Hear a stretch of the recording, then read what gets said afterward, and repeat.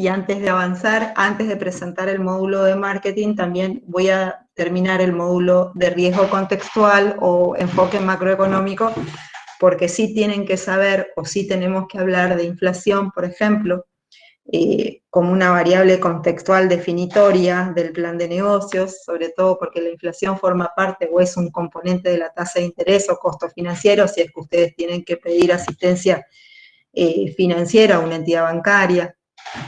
Vamos a hablar de el impacto de la globalización, vamos a hablar de las diferentes, cómo impacta en el intercambio de bienes y servicios las diferentes tipologías de economías, desde una economía rudimentaria hasta una economía con sector público fuerte y hasta una economía con sector pública y abierta al intercambio del resto del mundo. O sea, tenemos cositas para hablar que resultan interesantes, también vamos a ver en términos muy generales, porque no viene a la cuestión de la esencia de la economía aplicada, metodologías de cálculo de inflación, y también vamos a ver políticas instrumentales para saber de qué hablamos o para entender cualquier medida que tome el responsable de la política pública en cuestión fiscal o en cuestión monetaria y cómo eso puede llegar a afectar un plan de negocio.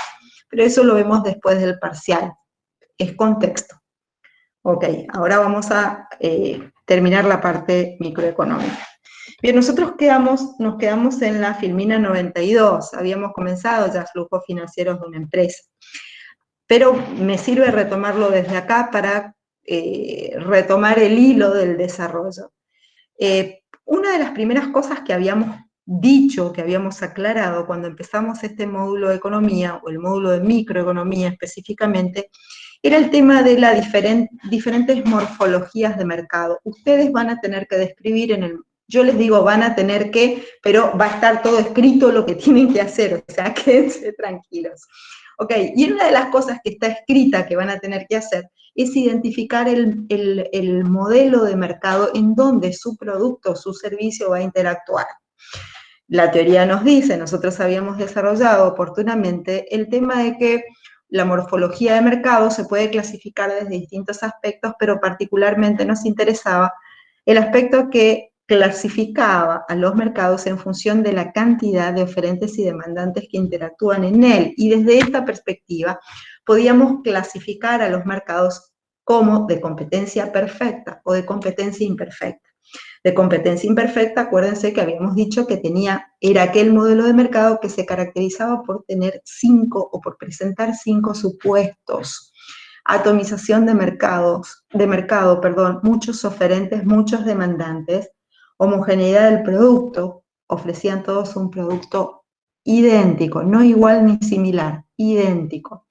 Y el concepto de homogeneidad se extendía convirtiéndose en homogeneidad espacial, temporal, personal. Voy rápido porque ya lo dimos.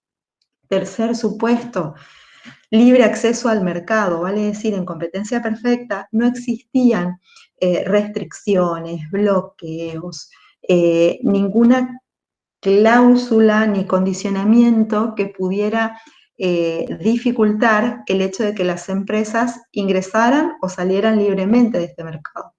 Cuarto supuesto, transparencia, vale decir que los consumidores tenían perfecta información acerca de el precio, las características físicas, las características químicas, packaging y demás de este producto. Y por último, libre movilidad de los factores. Este supuesto consideraba que los factores de producción podían movilizarse o migrar libremente de un sector a otro, de una industria a otra, de una empresa a otra, sin que estén ligados por acuerdos o cláusulas contractuales, por la existencia de algún contrato que restrinja esta posibilidad de migrar. Cuando no se da uno de los 5 supuestos, basta con que no se dé uno para que exista competencia imperfecta. Y desde una perspectiva de la competencia imperfecta, habíamos visto las características de 3 mercados: monopolio, oligopolio y competencia monopolista.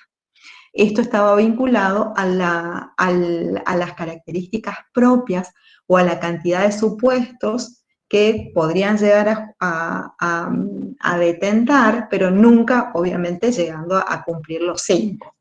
La diferencia que existía entre competencia perfecta y competencia imperfecta era la capacidad que tenían los propietarios o los empresarios para fijar precio de los productos, ya sea resaltando las características propias del producto, ya sea mediante la publicidad, recalcando algún criterio de diferenciación real o aparente, ya sea porque se fijaban con otras empresas pautas o acuerdos colusorios que le permitían obrar a las pocas empresas que interactuaban en bloque y tener tanto poder como en el monopolio.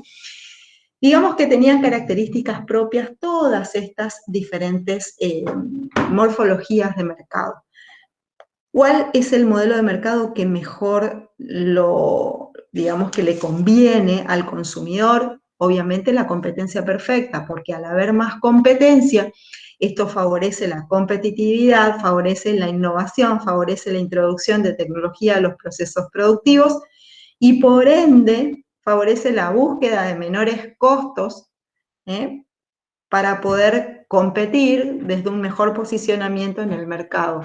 Y esto al haber más competencia, genera, dentro de este ámbito de competencia perfecta, que el libre juego en el mercado de la oferta y la demanda fije un precio menor que el precio que se fijaría en condiciones de competencia imperfecta. Por eso decimos que la competencia imperfecta la competencia perfecta es el modelo de mercado que mejor le conviene al consumidor, porque termina pagando el precio más bajo.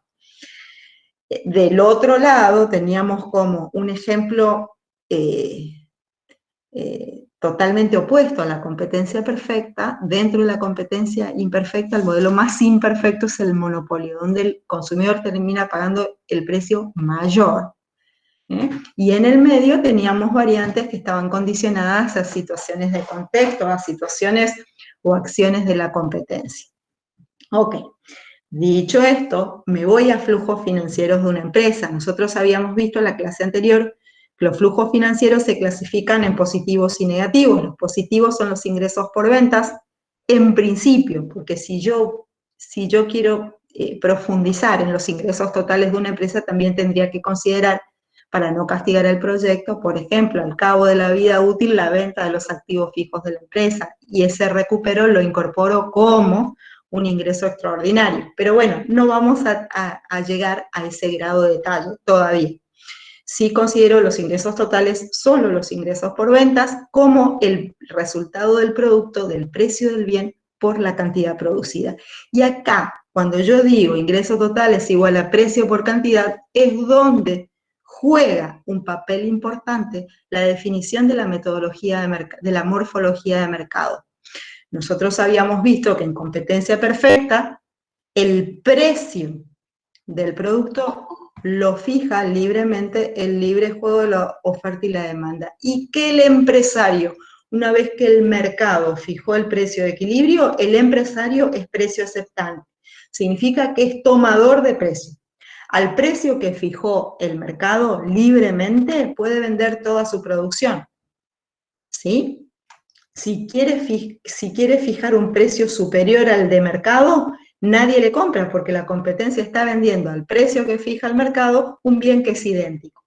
Si quiere fijar un precio por debajo del precio que fija el mercado, se eyecta del mercado porque no va a alcanzar a cubrir sus costos. Entonces, en competencia perfecta, para la determinación de los ingresos totales, yo tengo que seguir la premisa o una de las características esenciales de la competencia perfecta, que es que el empresario es precio aceptante, vale decir, es aceptador o tomador de precios, toma el precio que fija el mercado y siempre en su flujo financiero va a tener que conservar ese mismo nivel de precios, no lo puede manipular. ¿Por qué? Porque en el mercado existen muchos oferentes y muchos demandantes y nadie tiene influencia significativa en la fijación de precios. Entonces, los ingresos totales, si es que ustedes identifican que van a vender en un mercado de competencia perfecta, el precio de su producto, independientemente de los distintos niveles de producción que sean capaces de generar, va a tener que ser fijo. y constante, ¿sí? Porque esa es una característica de la competencia perfecta. En cambio, si ustedes ven o notan que van a tener que desenvolverse en un modelo de mercado de competencia imperfecta, ya sea monopolio, oligopolio, competencia monopolista, ahí sí vamos a tener variabilidad de precios. ¿Por qué? Porque de una o de manera parcial o relativa hasta una manera absoluta y unilateral, desde una manera parcial o relativa, competencia monopolística, hasta una forma o una manera absoluta y unilateral, como en el caso del monopolio, el competidor imperfecto fija precios, ¿sí? El competidor imperfecto puede o tiene la capacidad de fijar el precio. En competencia monopolista, el grado de fijación de precios es relativo. Depende del grado de diferenciación del producto, por eso la publicidad es muy importante, para lograr una mayor diferenciación de su producto. Si logra mayor diferenciación, mayor poder de fijar precio va a tener la empresa. En oligopolio va a tener más poder de fijar precios porque tienen menos empresas, son varias. Y si actúan en colusión, vale decir, si todas se ponen de acuerdo en fijar el mismo precio, van a tener un control de precio absoluto tan absoluto como en el monopolio. ¿Sí? Entonces, esa es la diferencia en cuanto a la construcción de un flujo financiero, si estoy hablando de ingresos totales, entre optar por un modelo de competencia perfecta o un modelo de competencia imperfecta. Ok, seguimos. Vertiente negativa, costos. Costos constituyen las erogaciones que realiza la empresa como consecuencia del ejercicio de su actividad principal. Hay muchas clasificaciones de costos. Yo me voy a quedar con una. La clasificación de costos en función de su impacto. Tengo costos privados y costos sociales. Los costos privados los voy a dividir en 3 grandes grupos: costos fijos, costos variables y costos de oportunidad. Los costos fijos van a ser las erogaciones que realiza la empresa como consecuencia del pago a la contratación de insumos fijos. ¿Cuáles son los costos fijos? Los que no dependen del nivel de producción. El empresario los tiene que pagar, produzca o no produzca. Por ejemplo, el monitoreo de alarma, el servicio de seguimiento satelital, el sueldo del personal administrativo, el sueldo del sereno, la tarifa mínima de luz, tarifa mínima de conectividad, tarifa mínima de servicios públicos, un impuesto inmobiliario. Fíjense que son independientemente del nivel de producción, si el nivel de producción es 0, el empresario los va a tener que pagar igual a estos costos. En cambio, los costos variables van a ser erogaciones que realiza el empresario como consecuencia de la contratación de insumos variables, aquellos de los que puede echar mano el empresario para aumentar el volumen de producción. Por ejemplo, insumos, materias primas, salarios al personal afectado al circuito productivo o al área de producción, papelería, servicios de electricidad ligados al área de producción, flete, combustible, ¿sí? Si mi producción es 0, no tengo costos variables. Y el tercer ítem, costo de oportunidad, que no tienen un reconocimiento contable, no lo voy a ver en un estado de situación patrimonial, sí lo voy a ver en un análisis económico. El costo de oportunidad constituye lo que el empresario deja de ganar por el mejor uso alternativo de un conjunto de recursos. Ejemplo, tengo $100.000, pongo un negocio, $100.000, venta de repuestos o heladería. Ok, al cabo de un año la rentabilidad de este negocio que puse es del 10%. Ok, entonces un contador les va a decir, señor, usted ganó un 10%. Si su inversión fue de $100.000, la rentabilidad se calcula sobre la inversión inicial implementada. Ok, pero un economista les va a decir, no, falta el costo de oportunidad. ¿Qué es el costo de oportunidad? Lo que usted dejó de ganar por elegir poner estos $100.000 en una actividad y no en su mejor uso alternativo. ¿Cuál sería su mejor uso alternativo? me olvido que estoy en la Argentina. El mejor uso alternativo se refiere al uso alternativo más seguro, ponerlo en un banco y que genere intereses. ¿Sí? Vamos a suponer que el banco me hubiese pagado un 5% de interés sobre los $100.000. Entonces, mi rentabilidad, si tengo en cuenta el costo de oportunidad, no fue del 10%, sino va a ser del 10% menos lo que dejé de ganar por la opción que elegí. Vale decir, con costo de oportunidad o reconociendo el costo de oportunidad, mi rentabilidad real ascendería al 5%. ¿Sí? La rentabilidad contable sería del 10%. La rentabilidad económica hubiese sido del 5%, porque reconozco lo que dejo de ganar por haber elegido orientar un conjunto. Exactamente, así es, Juan. Así es. Ese es el castigo por haber elegido una opción y no la otra, ¿sí? El costo de oportunidad lo visualizamos, digamos que nosotros vivimos enfrentando costos de oportunidad, no lo vemos conscientemente, pero siempre cada decisión que tomamos implica que estamos asumiendo un costo de oportunidad. Por ejemplo, digo, tengo 2 autos y no uso ninguno, no pasa nada, los tengo guardados. No, estás perdiendo lo que ambos autos generarían si estarían afectados a una actividad económica que genere. Sí, así es, Martín, sería la rentabilidad económica, ¿sí? En cambio, el 10% sería la rentabilidad contable. ¿Está?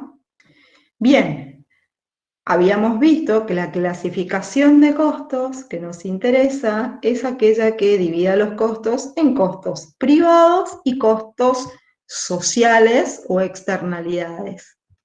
Los costos privados son aquellos, dijimos, que involucran a los costos fijos, costos variables y costos de oportunidad. Los segundos costos, denominados costos sociales o externalidades, constituyen el impacto sobre el contexto traducido a valor económico que produce una actividad económica. Las externalidades o impactos pueden ser positivos o negativos. Obviamente que los voy a registrar o computar cuando son negativos, perdón. Por ejemplo, una curtiembre que emite lixiviados o desagota lixiviados sin tratamiento previo directamente en una laguna o al río. Los costos, el valor monetario del costo de reparación, de mitigación de ese pasivo ambiental generado constituye un costo social, que generalmente, bueno, en América Latina dijimos, como tiene una normativa más laxa, como generalmente los responsables de políticas públicas están presionados por las grandes empresas que provocan estos pasivos ambientales y que generalmente nuclean gran cantidad de mano de obra, digamos que pueden presionar para que el control de estos costos sociales o estas externalidades no sea tan severo, ¿sí? Hay todo un pueblo en San Juan, por ejemplo, que la empresa que se dedicaba a extraer oro, creo que contaminó toda la napa de agua de esa región con agua cianurada, y todo el pueblo se tuvo que trasladar porque la contaminación fue tal que hizo inviable inclusive la propia continuidad del pueblo, siendo que los estudios de impacto ambiental que había presentado la empresa, por ejemplo, le presentó al municipio y a la provincia de San Juan, daban cuenta de que esta actividad no generaba pasivos ambientales algunos, fíjense. En cambio, en los países desarrollados, generalmente el control de pasivos ambientales, el control de estos costos sociales, es muy riguroso, tanto así que las empresas generalmente ya incluyen dentro de sus costos de producción el costo ambiental, vale decir, dentro del precio del producto están cobrando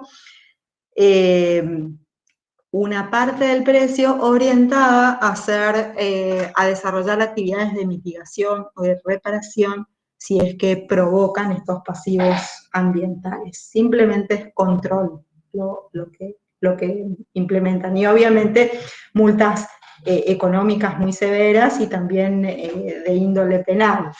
O sea, me parece que el respeto viene por ahí. Ok, si yo tendría que graficar las curvas de costos totales, tendría una suerte de esta geografía, este perfil. Costos fijos, fíjense en un sistema de ejes, y grafico en el eje de ordenadas los costos y en el eje de las abscisas los niveles de producción. Como su nombre lo indica, el costo fijo, independientemente del nivel de producción, es una magnitud que se mantiene constante.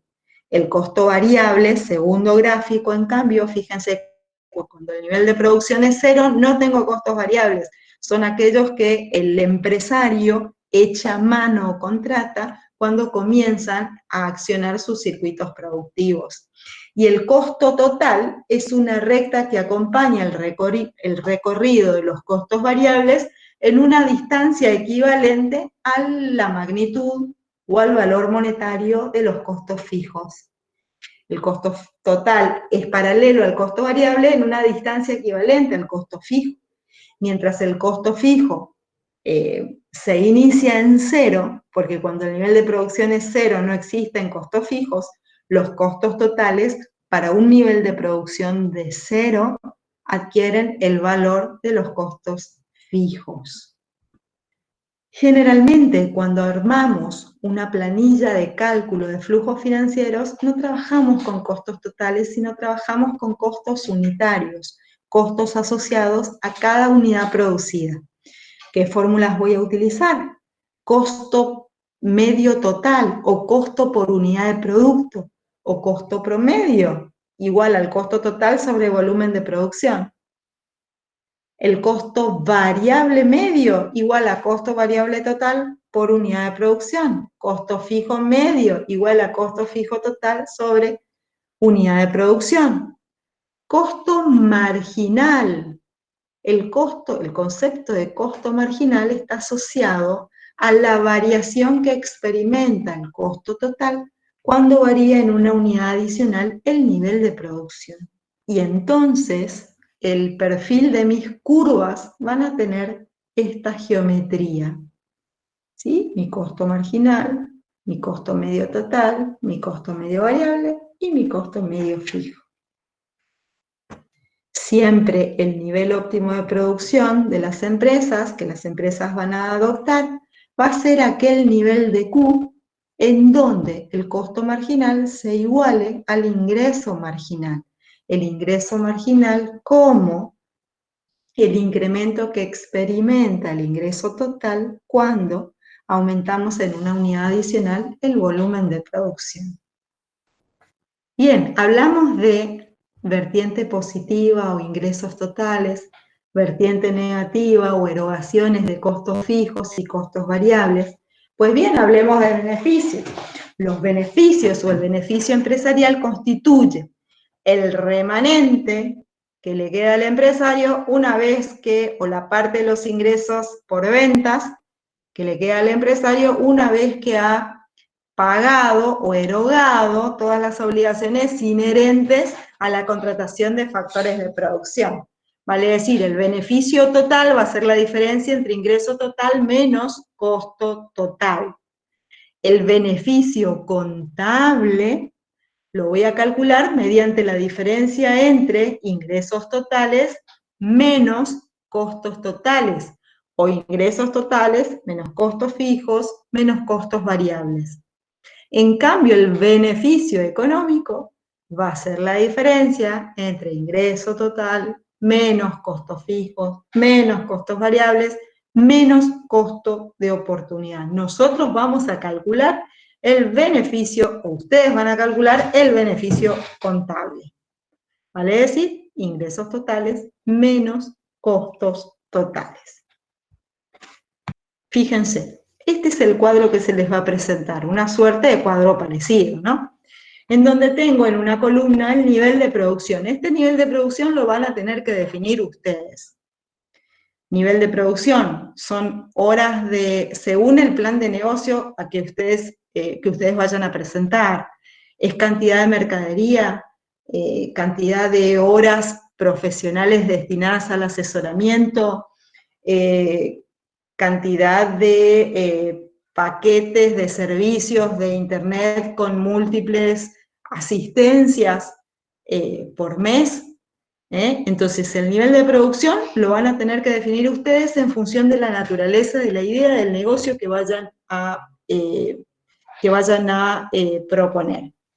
Los costos variables lo van a tener que determinar ustedes, ¿sí? En función de qué factores de producción, qué insumos van a estar asociados y que van a formar parte o que van a depender o van a generar nivel de producción. Y los costos fijos van a estar asociados a aquellos que cuando el nivel de producción es cero, ustedes deban afrontar igualmente, por ejemplo, el alquiler de un local, el pago de una secretaria, el pago del mínimo de una tarifa mínima de servicios básicos, ¿sí? Ok, este cuadro nos presenta el siguiente ejercicio, por ejemplo.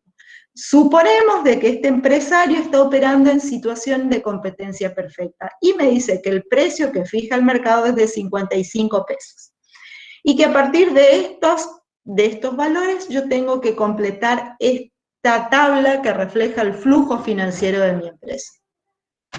Bien, fíjense que con esta información yo voy a ir completando los distintos valores de mi tabla. Costo fijo. ¿Alguien puede identificar cuál es el valor del costo fijo?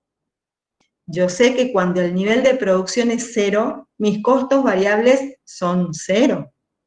Y entonces el valor del costo total es igual al valor del costo fijo. Porque si mi nivel de producción es cero y mi costo variable es cero, entonces el costo total tiene que equivaler al valor del costo fijo.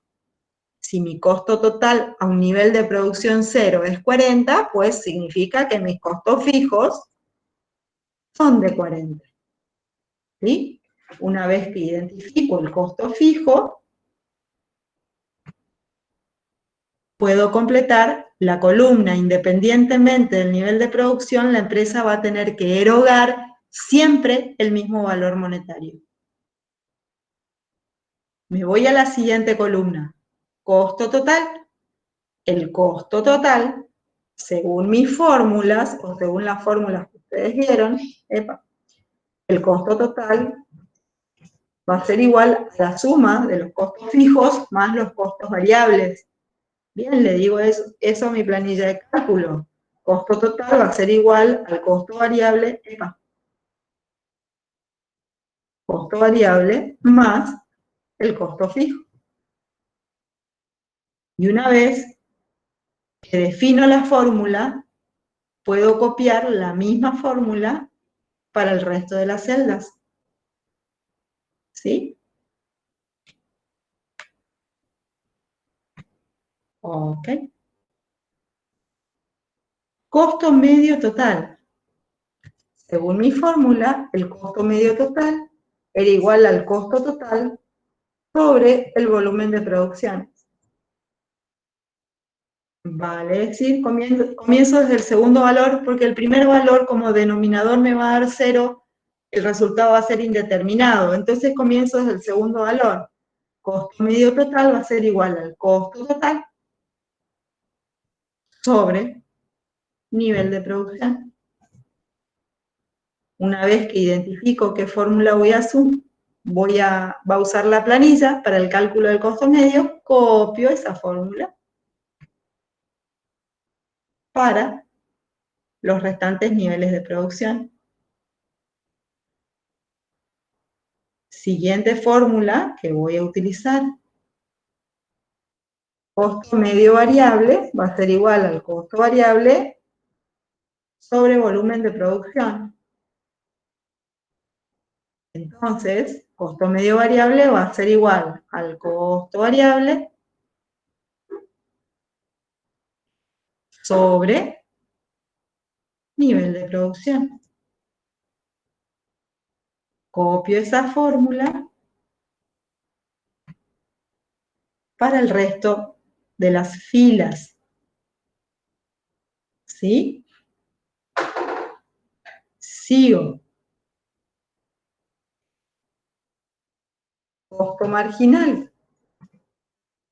¿Qué fórmula de costo marginal voy a aplicar? Costo marginal va a ser igual al incremento del costo total sobre incremento del producto total.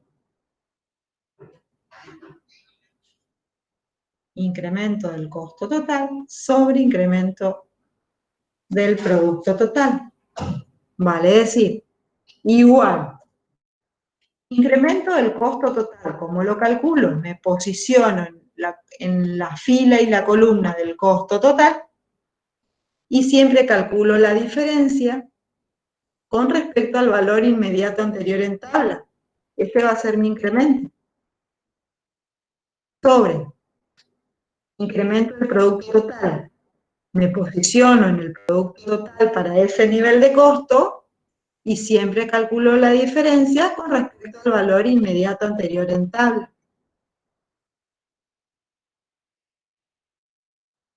Una vez que pude calcular el costo marginal, copio esa fórmula y le digo a la tabla o a la planilla que me aplique esa fórmula para las filas sucesivas. Fíjense que tengo calculado así el costo adicional de producir una unidad más. ¿Sí? Costo adicional de producir una unidad nueva.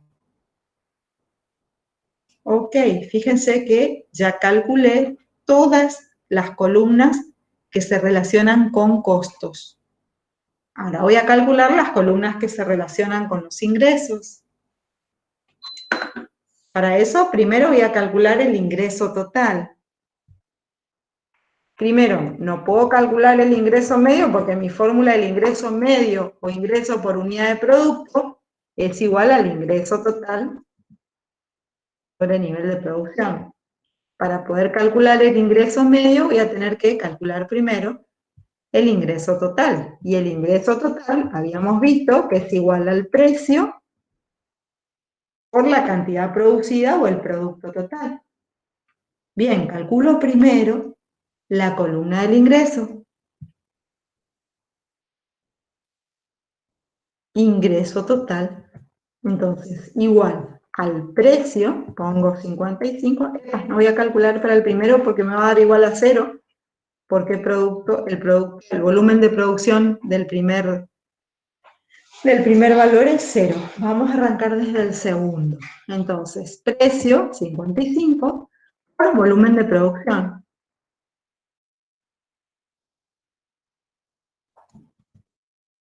Precio por volumen de producción. ¿Ok? Copio esa fórmula para las celdas restantes. Tengo calculado así mi ingreso total.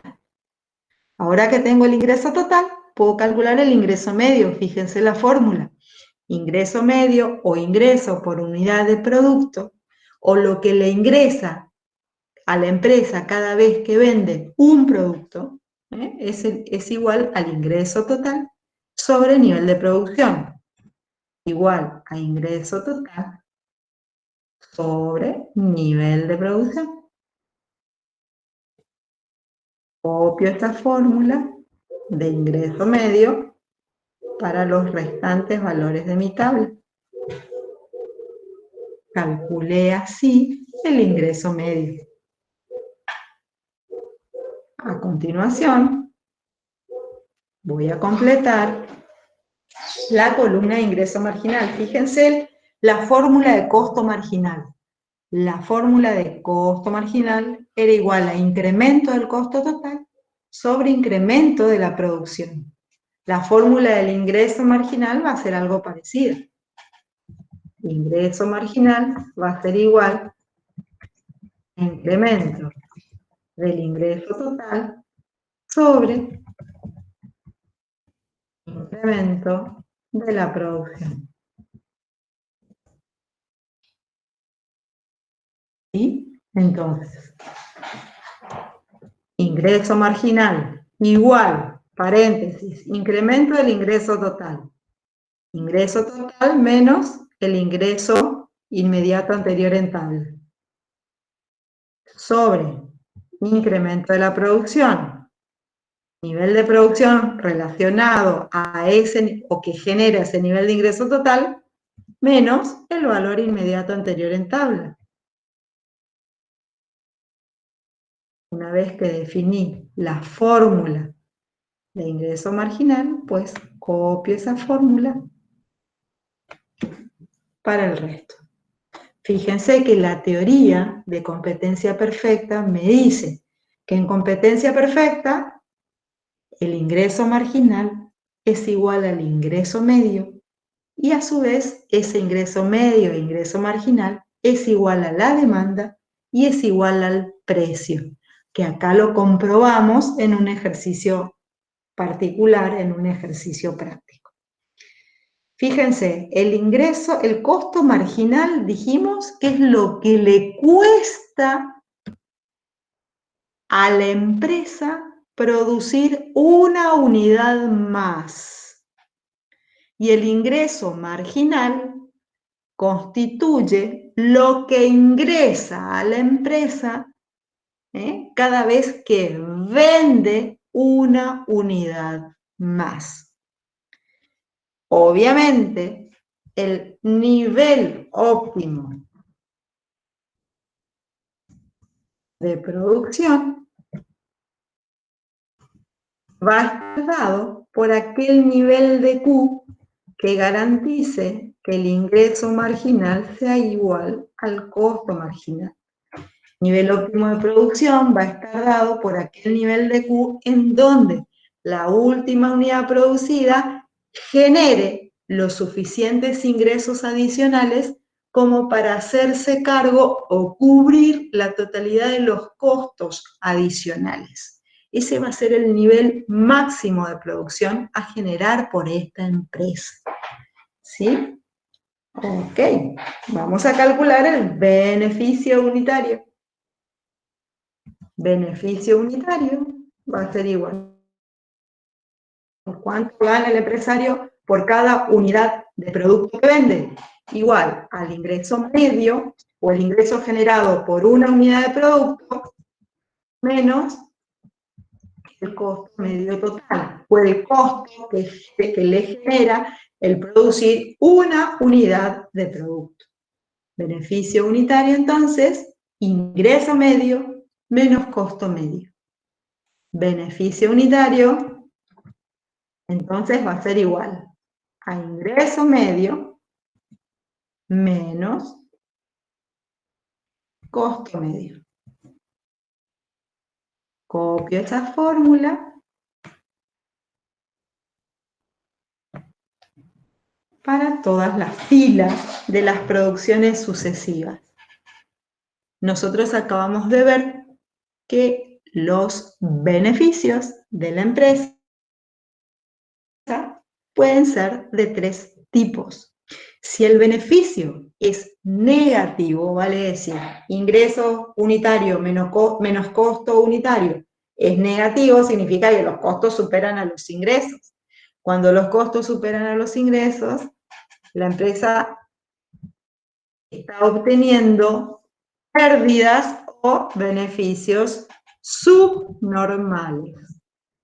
¿Sí? Vamos a pintarlos de rojo, así los dramatizamos más. Beneficios subnormales. Cada vez que la empresa, la diferencia entre una unidad de producto o el ingreso que le genera a la empresa una unidad de producto menos los costos de esa unidad de producto sea un número negativo, la empresa está operando con pérdidas o beneficios subnormales. Cuando los ingresos por unidad de producto o ingreso medio menos los costos por unidad de producto o costos medios totales son iguales, la empresa está operando con un nivel de beneficios normales, ¿sí? En cambio, cuando la diferencia entre ingresos medios y costos medios son mayor que cero, la empresa está operando con los denominados beneficios supernormales o extraordinarios. Vamos a pintarlos de celeste para darle un toque de buena noticia. Cada vez que el resultado de ingresos menos costos es positivo, la empresa está operando con beneficios supernormales.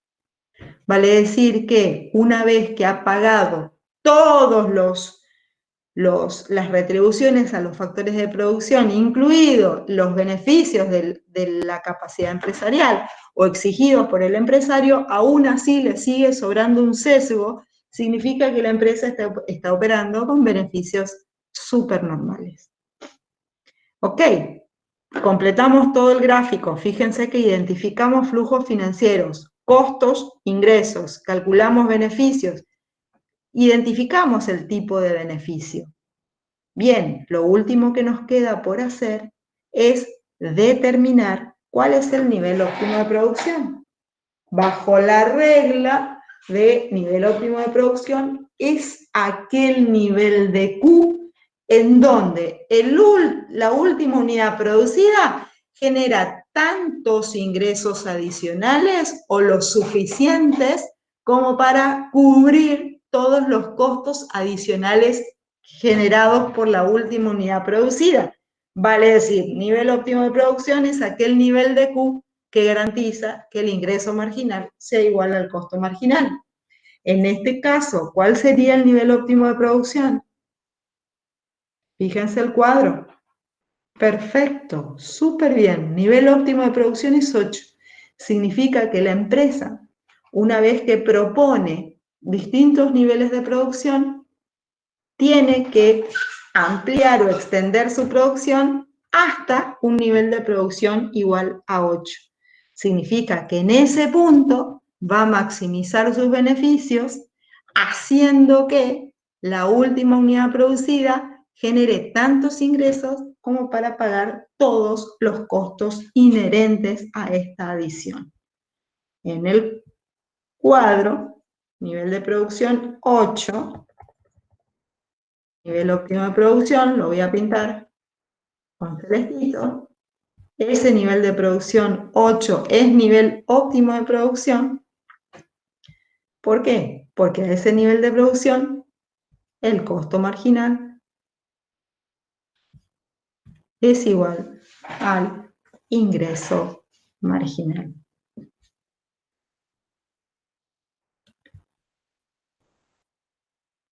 ¿Ok? A ustedes les va a quedar como tarea para la casa, graficar, y aquí lo pongo, ¡epa! Bueno, a partir de acá pueden construir su tabla de demanda. ¿Cómo construirían su tabla de demanda? Precio del producto, cantidades intercambiadas o cantidades vendidas, ¿sí? Fíjense que acá tengo mi tabla de demanda, precio y cantidad. Se trata de competencia perfecta, entonces el empresario va a tener que utilizar siempre el mismo precio que fija el mercado y a ese precio puede vender la cantidad de producción que él decida. Entonces, mi curva de demanda va a ser plana a un nivel de precio igual a 55.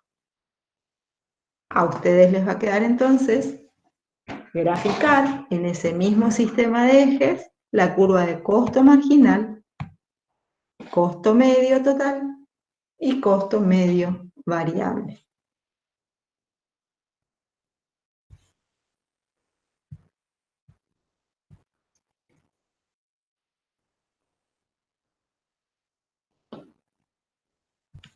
¿Alguna pregunta?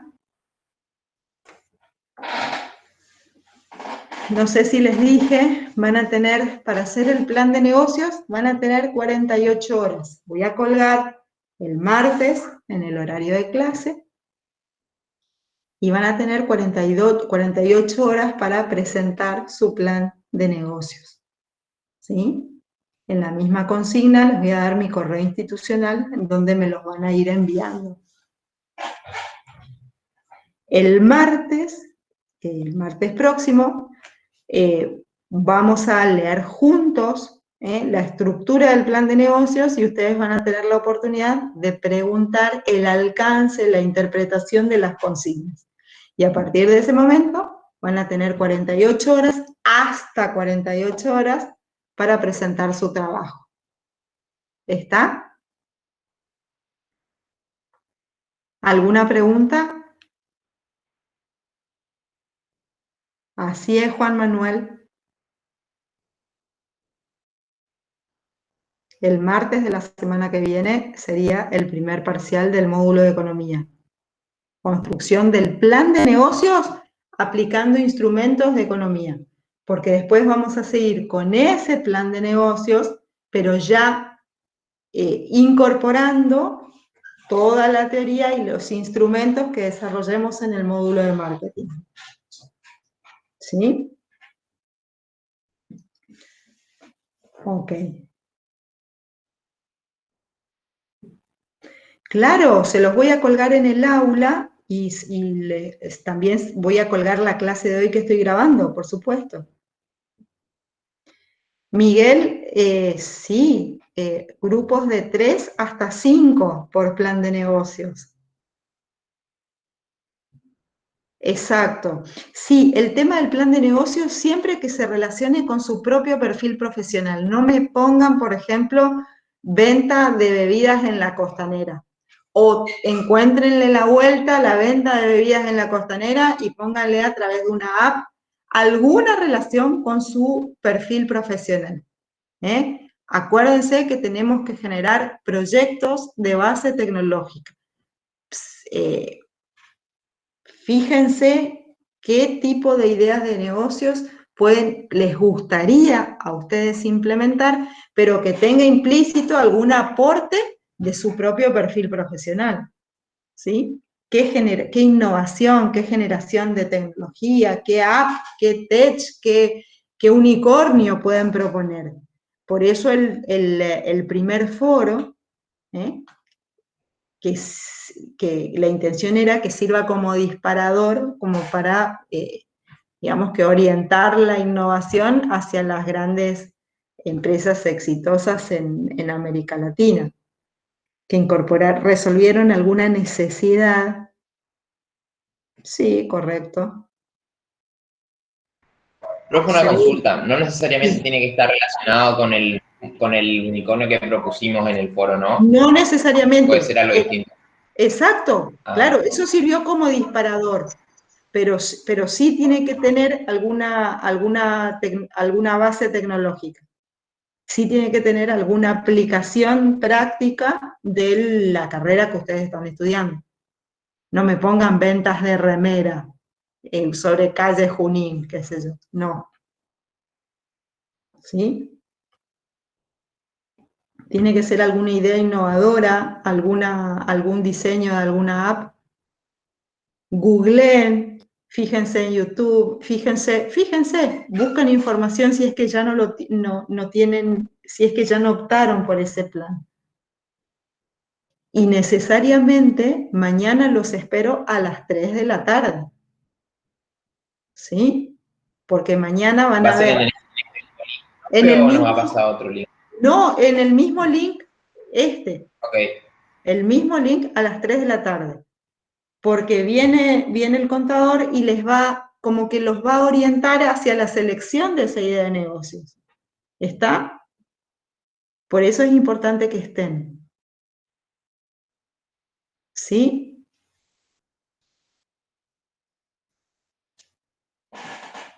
Si no tengo más preguntas, me voy a pasar al módulo de macroeconomía, ¿sí?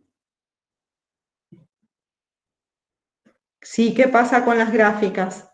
En Excel les tiene que quedar algo parecido a esto.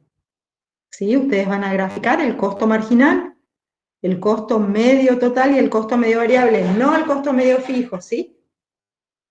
No sé, si quieren grafiquen, pero no les pido eso. Les pido costo marginal, costo medio total, costo medio variable. Y la curva de demanda. La curva de demanda a un nivel de 55 va a ser una recta plana, paralela al eje de las abscisas. ¿Sí?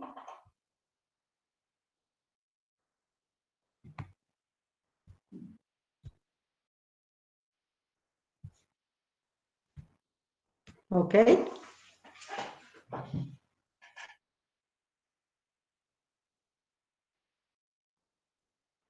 No entiendo tu pregunta, Juan.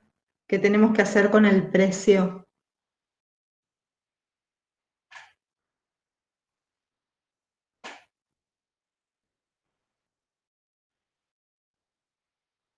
En el eje Y son pesos, donde voy a graficar pesos, o sea, voy a graficar costos, como voy a graficar nivel de precio, ¿sí? Eje ordenada son pesos, donde grafico costos y precios. En el eje de las abscisas, nivel de producción. ¿Ok? Muy bien.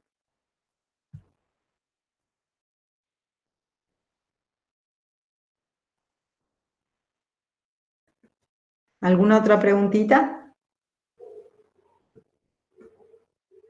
El martes de la semana que viene, cuando les suba al aula virtual en horario de clase la estructura del plan de negocios, nos reunimos todos y yo les voy a ir explicando qué es lo que tienen que desarrollar en cada punto. ¿Está? Ok.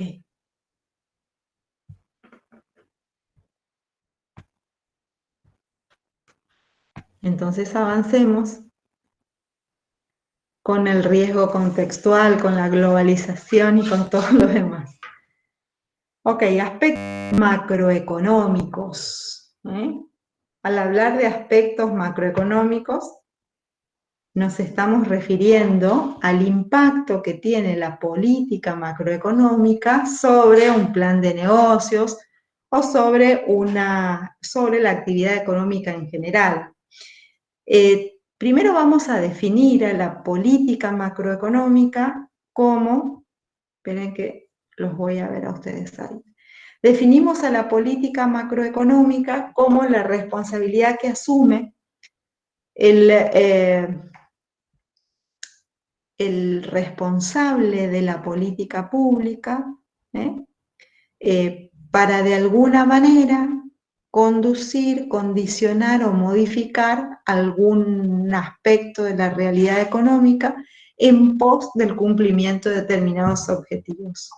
De nuevo digo, la política económica o la política macroeconómica está asociada a la responsabilidad que tiene el Poder Ejecutivo para conducir, condicionar o modificar aspectos de la realidad económica en pos del cumplimiento de determinados objetivos. Nosotros cuando hablamos de política económica o política macroeconómica, nos estamos refiriendo a la rama o está inmersa esta rama dentro de lo que conocíamos con el nombre de economía normativa, la economía del deber ser. Entonces siempre, ya que está formada por opiniones o juicios de valor de expertos, por más que sean de expertos, siempre van a estar sesgadas por subjetividades y entonces van a ser bastante cuestionadas. Por eso la política macroeconómica, primero, representa una responsabilidad constitucional inherente al jefe del Poder Ejecutivo,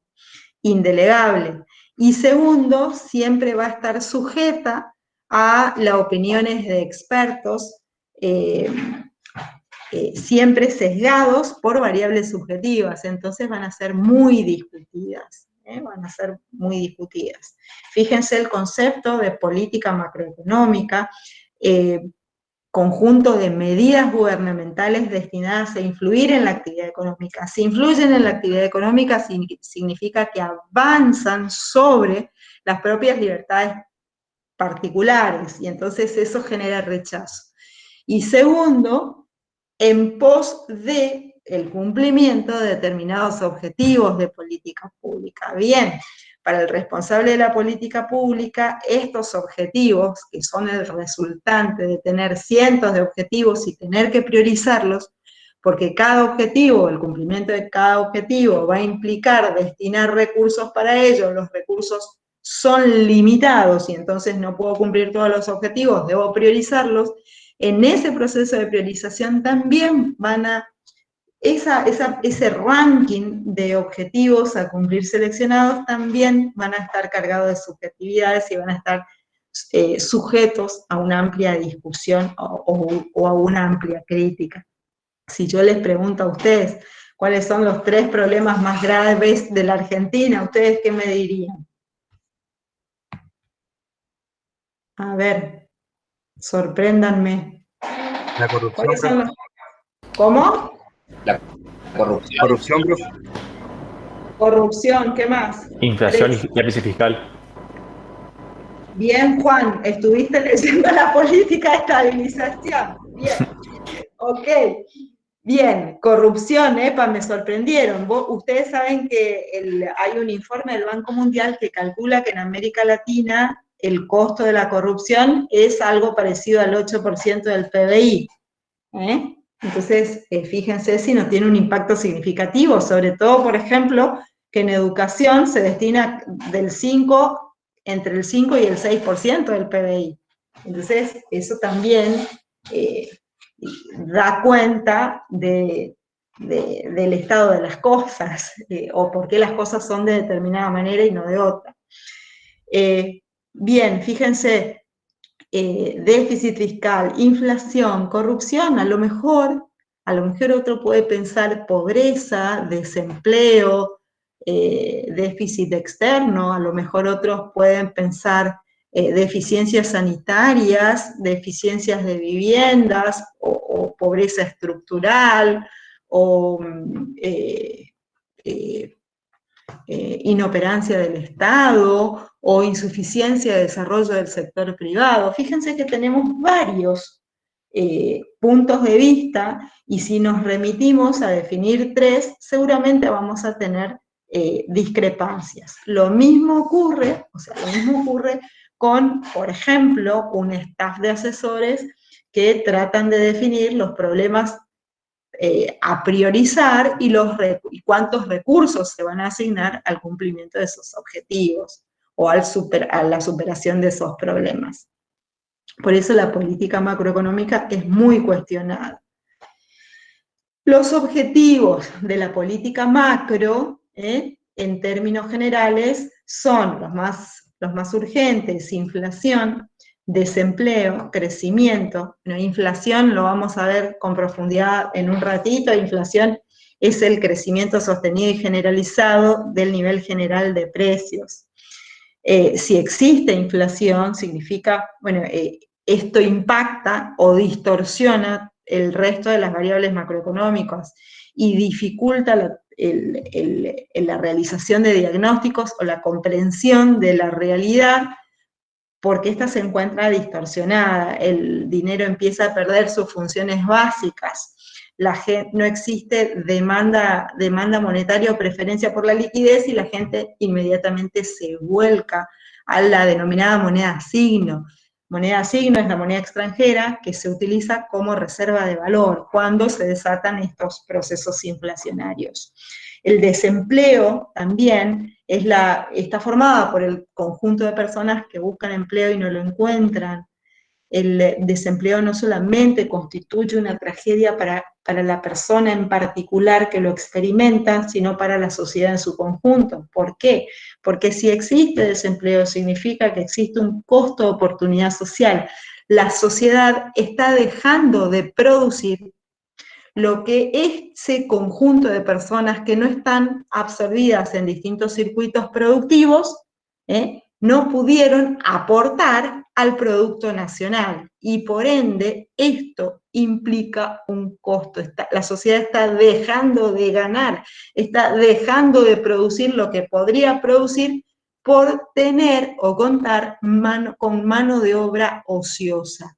Aparte, pierden de manera dual, porque a su vez la sociedad tiene que destinar transferencias o asistencias sociales para, digamos que proteger o atemperar las consecuencias de la expulsión del mercado laboral de estas personas que se han quedado sin ingresos. Crecimiento económico, definimos al crecimiento económico como la diferencia entre dos productos brutos internos de periodos sucesivos. El crecimiento económico, cuando existe crecimiento económico, esto generalmente implica, no generalmente, siempre implica un aumento de la actividad económica, un aumento del volumen de transacciones y por ende un aumento del nivel de ocupación o una disminución del nivel de desocupación.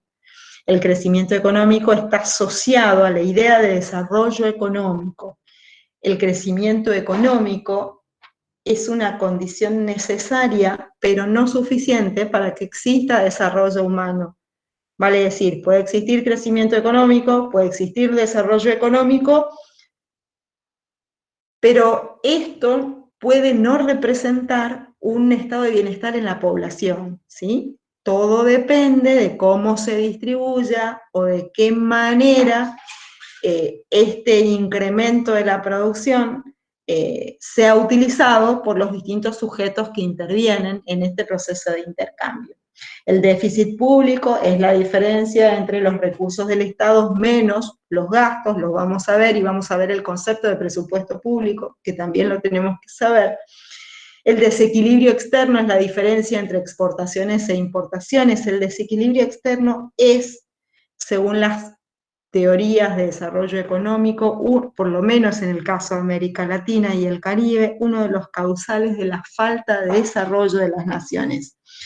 Cuando el Estado no puede, por múltiples motivos, generar las condiciones, y digo generar las condiciones, vale decir, a través de la implementación de distintas políticas públicas, no puede crear un clima, un ambiente, unas expectativas para que las exportaciones no generen en este proceso de intercambio con el resto del mundo divisas suficientes como para garantizar la provisión de insumos o bienes de capital, esto resiente toda posibilidad de desarrollo de las naciones y por ende las principales teorías económicas relacionadas o que tratan de explicar la falta de desarrollo de América Latina precisamente ven en el desequilibrio externo una de las causales más importantes. El tipo de cambio también está relacionado con el desequilibrio externo. El tipo de cambio es el valor de una moneda expresada en términos de otra. Dentro de distintas tipologías de tipo de cambio vamos a encontrarnos con distintos roles que puede jugar la autoridad monetaria máxima de un país. Para nuestro caso en particular, la autoridad monetaria máxima de la Argentina se llama...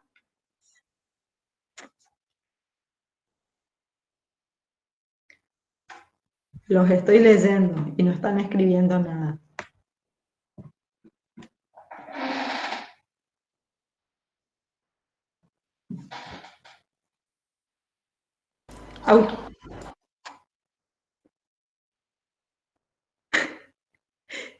Autoridad monetaria máxima, ¿cómo se llama? ¿El presidente?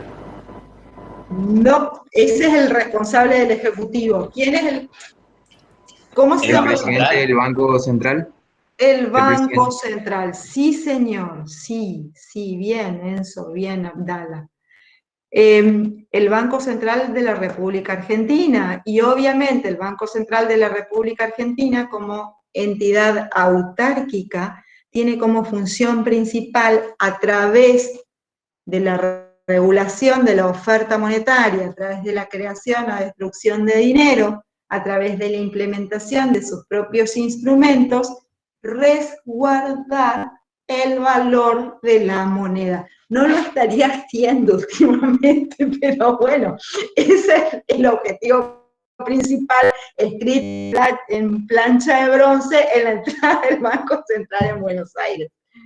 Ok, bien, estos son los objetivos de la política macroeconómica. ¿Qué instrumentos tiene el responsable de la política pública para conseguir estos objetivos? Los instrumentos o políticas instrumentales son, primero, política monetaria, que está asociada a la manipulación de la oferta monetaria y de la tasa de interés que realiza el Banco Central de la República Argentina con el propósito de preservar el valor de la moneda, con el propósito de promover la inversión para lograr determinados niveles de renta o de producto de equilibrio.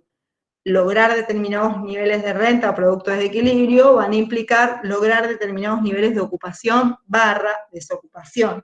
La política fiscal es la que se encarga de, a través de herramientas como los impuestos, los gastos públicos, las transferencias, influir en la determinación del nivel de renta de equilibrio o producto nacional de equilibrio, niveles de ocupación, y presión sobre precios. La política cambiaria es la que regula la responsabilidad que va a tener en un sistema de tipo de cambios o en la economía en su conjunto la autoridad monetaria máxima, en el caso de la Argentina, el Banco Central de la República Argentina, y las políticas de oferta se vinculan con alentar o desalentar determinadas actividades económicas a través, por ejemplo, de creación de créditos, disminución de requerimientos burocráticos, creación de parques industriales, exhibición para determinados tipos de empresas o actividades económicas del costo impositivo. Todo esto forma parte de las políticas de oferta. Bien, el responsable de la política pública tiene objetivos que cumplir, tienen políticas instrumentales para implementar y necesariamente va a tener que tener recursos para poner en marcha estas acciones. Estos recursos se plasman en una ley que aprueba el Congreso a propuestas del Poder Ejecutivo. Esta ley se denomina Ley de Presupuesto y lo que hace esta ley es básicamente estimar, por un lado, los ingresos en concepto de recaudación que va a tener el Estado y autorizar determinados gastos públicos detallados en el propio cuerpo de la ley. Vale decir que la política fiscal que va a implementar el responsable de la política pública está plasmada y descrita en la Ley de Presupuesto Público que deberá aprobar el Congreso a instancias del Poder Ejecutivo. Todos los instrumentos de política pública o todas las políticas instrumentales van a poder ser expansivas o contractivas en función de si alientan o desalientan determinados objetivos. Vamos a tener el caso, por ejemplo, una política fiscal contractiva o será contractiva cuando, por ejemplo, sus políticas instrumentales o sus herramientas se refieran a disminuciones de los niveles de gasto público o ampliación de la presión fiscal. Será una política pública fiscal expansiva cuando se implementen herramientas que se relacionen con aumento de los niveles de gastos públicos, aumento de los niveles de transferencias para promover el consumo, por ejemplo, o la asistencia social, y disminución de la presión fiscal o de los niveles de impuestos. La política monetaria, bueno, ya lo dijimos, el conjunto de decisiones que toman las autoridades, la autoridad monetaria máxima para alterar el equilibrio en el mercado monetario, modificando la cantidad de dinero en circulación o el tipo de interés con el fin de controlar la inflación y el tipo de cambio. Ustedes saben que el Banco Central es el responsable de mantener determinado stock de reservas internacionales que le garanticen poder implementar distintas acciones tendientes al fortalecimiento del mercado cambiario. Cada vez que el Banco Central pierde su stock de reservas internacionales, su stock de divisas, el mercado cambiario se debilita, porque el Banco Central tiene menos poder de fuego, como por ejemplo hacer frente a una corrida cambiaria. Por eso es indispensable que el Banco Central sea una entidad autárquica al gobierno nacional, ya que sus prioridades deben ser independientes a los objetivos de corto plazo que tenga el gobierno nacional. Dije deben ser. Ok, una de las formas que tiene el responsable de la política pública para saber cómo está yendo la economía, cuál es el impacto que tiene la aplicación de sus políticas instrumentales, eso es saber a través de la información que le da la contabilidad nacional. La contabilidad nacional mide la actividad económica a lo largo de un año o de un ejercicio económico, registrando las transacciones que se producen entre los distintos sujetos económicos que interactúan o intercambian bienes y servicios en la economía. Sus principales cuentas van a ser, por ejemplo, el Producto Nacional, el consumo nacional, la inversión, los niveles de gastos públicos, las exportaciones, las importaciones. El Producto Nacional, vale decir, el valor monetario, lo vamos a ver a continuación, el valor monetario de los bienes y servicios que producen distintos sectores de la economía en un periodo determinado, va a tener características propias, va a ser un concepto de flujo y no de stock, porque siempre se va a referir a la cantidad, al valor monetario de la cantidad producida durante un periodo de tiempo. Va a cuantificar el valor monetario de bienes y servicios finales, excluyendo los bienes intermedios e insumos. No van a incluir aquellas transacciones que no se realicen en mercados formales, por ejemplo, toda la informalidad de los mercados negros, aunque impacten en la economía, no van a ser registrados en el cálculo del Producto Nacional. Se lo cuantifica multiplicando el precio de los bienes por la cantidad de bienes generada, producida o intercambiada, y puede estar expresado en valores corrientes, vale decir, los valores que tengan los bienes y servicios en el momento en que fueron relevados, o valores constantes, valuados a una unidad de poder adquisitivo similar al año en que se toma como base. El Producto Nacional puede estar medido, entonces decimos, a precios corrientes y a precios constantes, eso ya lo expliqué. El índice de precios que se utiliza para poder reexpresar o transcribir o convertir un precio corriente en un precio constante, lo obtenemos mediante el cociente de precios corrientes del periodo T sobre precios constantes del periodo T por 100. ¿Sí? Y a continuación, y partiendo de esta fórmula, índice de precios del periodo T igual al cociente entre precios corrientes del periodo T y precios constantes del periodo T, les propongo este ejercicio de aplicación como tarea para la casa, para que ustedes calculen el Producto Nacional Real, teniendo como información el producto nominal y el índice de precios. ¿Sí? Entonces les propongo como tarea para la casa. ¿Por qué? Porque la solución lo tienen en la proyección precedente. ¿Sí? Tareita para la casa. Y avanzo, así podemos comenzar, por lo menos llegar hasta el concepto de inflación en la clase de hoy. Dijimos que el concepto de inflación estaba ligado a la idea del incremento sostenido y generalizado en el nivel general de precios de los bienes y servicios en una economía en particular en un momento determinado. Para medir esta variación relativa en el nivel de precios, tengo dos metodologías posibles. La primera metodología es el cálculo de inflación por índice de precios al consumidor.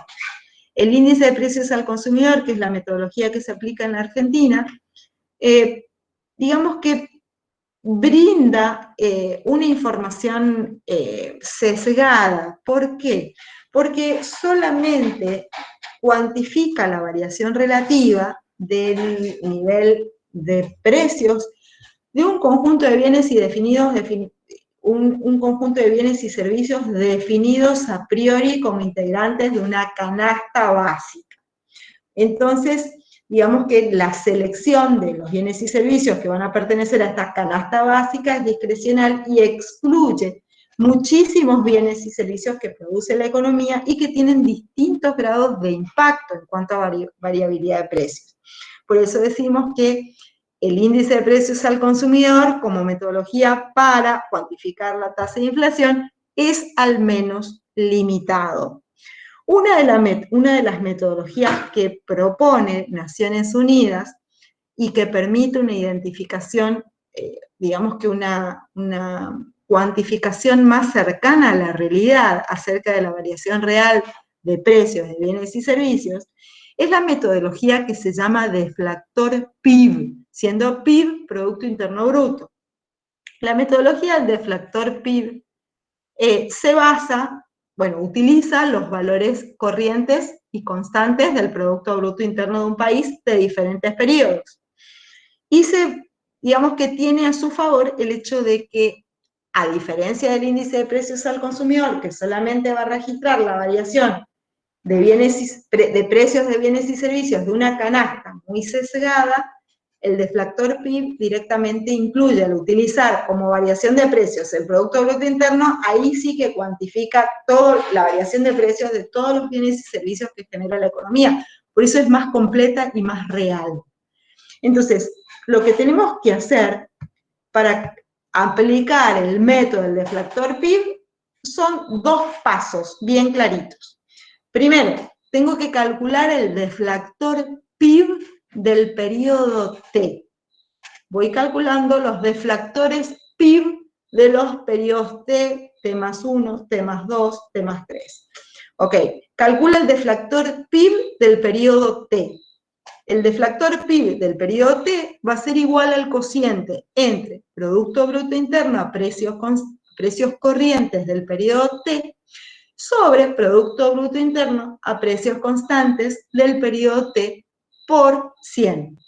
El deflactor del periodo T es el índice de precios o el cociente entre PIB a precios corrientes o a valores nominales sobre PIB a precios constantes o a valores reales por 100.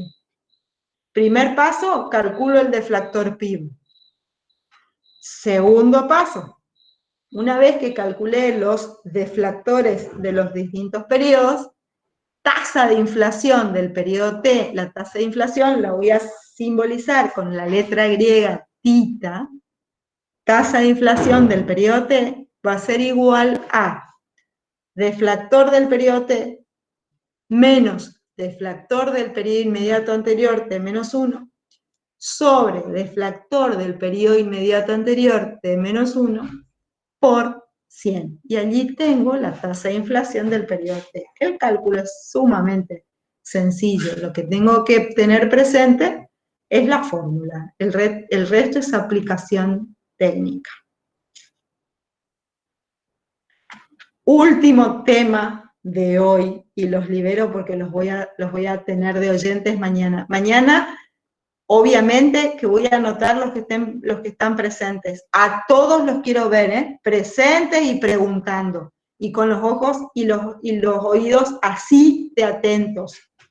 ¿Ok?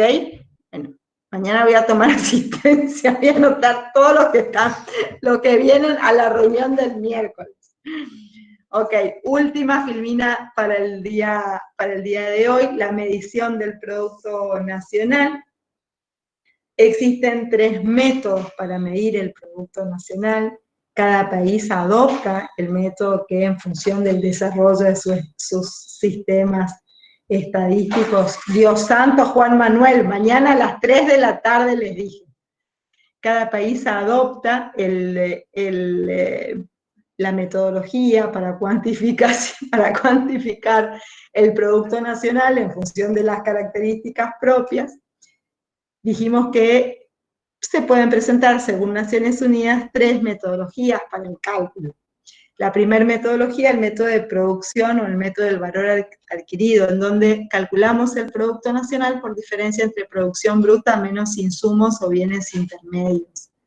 La segunda metodología se llama método de la renta o de los ingresos. Sumamos el Producto Nacional como medida equivalente de la renta nacional, sumando el valor monetario de las retribuciones a todos los factores de la producción. Tenemos que sumar lo que paga la economía en concepto de salarios, rentas, regalías, beneficios, intereses. Y eso nos va a dar, la retribución a los factores de producción, nos va a dar una medida exacta del Producto Nacional, como medida equivalente de la renta nacional. Y la que aplica a nuestro país para el cálculo del Producto Nacional es el método del gasto, en donde el Producto Nacional es la resultante de sumar el valor monetario de los gastos que realizan los distintos sujetos económicos, consumo o gasto de las economías domésticas o familias, inversión o consumo de las empresas en bienes de capital, gasto público o consumo del sector público, y exportaciones menos importaciones, consumo del resto del mundo. ¿Sí? Fíjense cómo distintas metodologías utilizan distintas informaciones y cada país lo adopta en función de sus características preexistentes, su situación contextual.